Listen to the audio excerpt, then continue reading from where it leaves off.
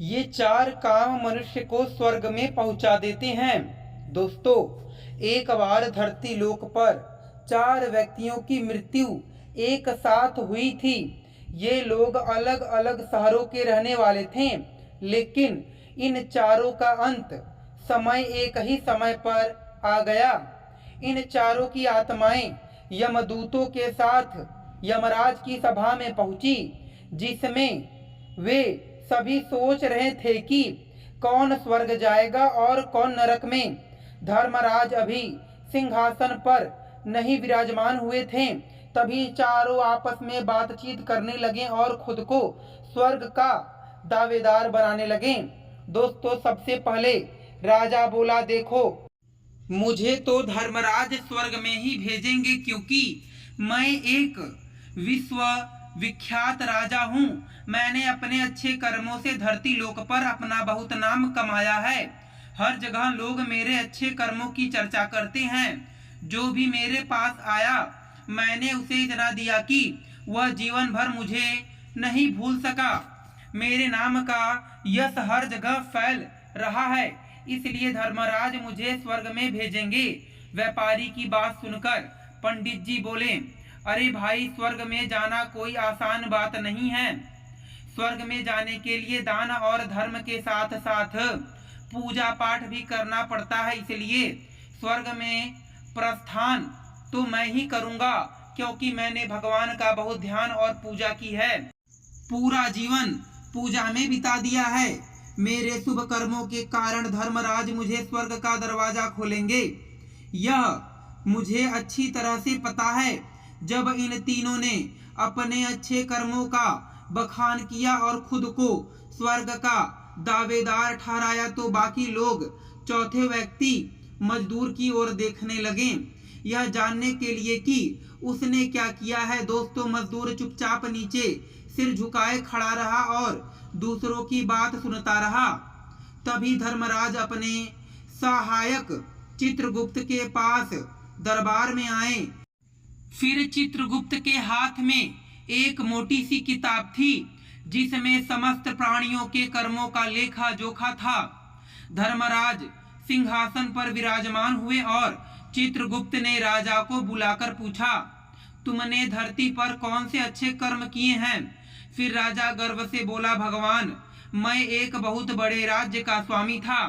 मेरा राज्य समृद्ध और खुशहाल था। मैंने अपनी प्रजा को कभी भी कोई कष्ट नहीं होने दिया। सभी को भोजन और धन दिया। प्रजा ने मुझे हमेशा अच्छे शब्दों में याद किया।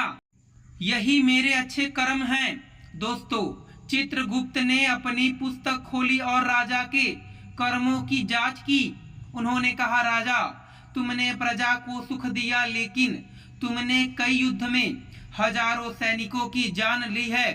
इन सैनिकों के परिवारों को तुमने दुख दिया है। तुमने युद्धों में अपने राज्य की सीमा बढ़ाने के लिए सैकड़ों परिवारों का नाश किया है। इसलिए तुम्हारे अच्छे कर्मों के बावजूद तुम स्वर्ग के अधिकारी नहीं हो। फिर राजा चुपचाप पीछे हट गया।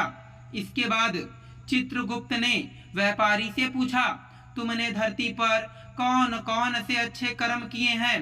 तब व्यापारी कहता है, हे भगवान, मैंने धरती पर जितना धन कमाया उसका 1/11वां भाग अच्छे कर्मों में लगाया। लाखों लोगों को भोजन कराया, कई आश्रमों को दान दिया, कई बेघर लोगों को अपने धन से घर दिया, कई मंदिरों का निर्माण कराया, जगह जगह मुसाफिरों के ठहरने के लिए धर्मशालाएं बनवाई, पानी के प्याऊ लगवाए और प्रत्येक तीर्थ स्थल पर भंडारे करवाएं।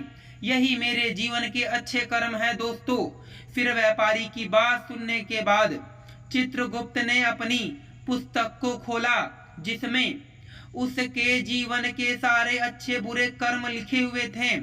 चित्रगुप्त ने कहा, देखो, तुम जो कह रहे हो वह सत्य है। तुमने धरती पर खूब दान धर्म किया है, लेकिन तुम्हारा पाप यह है कि तुमने जो दान धर्म किया है वह तुमने पैसे से किया है, और यह पैसे तुमने बहुत झूठ बोलकर ठगी करके, नकली चीजों को असली बताकर और दूसरों को नुकसान पहुंचाकर कमाए हैं। तुम्हारे इन कर्मों से कई लोग पीड़ित हुए हैं, कई लोगों ने आत्महत्या कर ली और कई लोगों की मेहनत का पैसा तुम्हारे पास चला गया। उन सब की बद्दुआएं तुम्हारे साथ हैं। तुमने जो अच्छे काम किए वह बुरे कर्मों के साथ किया गया है, इसलिए तुम्हारा कोई शुभ कर्म नहीं है और तुम स्वर्ग के योग्य नहीं हो। तब चित्रगुप्त की बात सुनकर व्यापारी बहुत उदास होकर पीछे चला गया। इसके बाद पंडित जी को आगे बुलवाया गया और उनसे पूछा, तुमने अपने जीवन में कौन से अच्छे कर्म किए हैं? तब पंडित जी ने कहा, हे भगवान, मेरा पुण्य यह है कि मैंने हजारों लोगों को ज्ञान दिया है, हजारों यज्ञों अनुष्ठान करवाए हैं, हजारों घरों में पूजा पाठ करवाया, दिन रात मैंने ईश्वर का जाप किया और हजारों कन्याओं का विवाह करवाया। तब चित्रगुप्त ने कहा, पंडित जी, आपका कहना सत्य है। आपने वास्तव में हजारों लोगों को ज्ञान दिया, लेकिन आपने स्वयं कभी उस ज्ञान पर अमल नहीं किया। आपने सैकड़ों पूजा अनुष्ठान करवाए, लेकिन उनमें से कोई भी निस्वार्थ भाव से नहीं किया, इसलिए आप भी स्वर्ग के योग्य नहीं हो। दोस्तों, अब पंडित जी भी उदास होकर पीछे चले गए। अब एक बच्चा जो एक मजदूर था, यह देखकर बहुत हैरान था। जिन लोगों को वह इतना महान समझता था, वे भी स्वर्ग के योग्य नहीं रहे। फिर वह सोचने लगा, मैं कैसे स्वर्ग में जा सकता हूँ? मैंने तो कभी पूजा पाठ नहीं किया और न ही दान करने के योग्य था। मेरे पास शुभ कर्म करने का समय भी नहीं था। मैंने तो सिर्फ मेहनत मजदूरी करके अपने परिवार का पालन पोषण किया।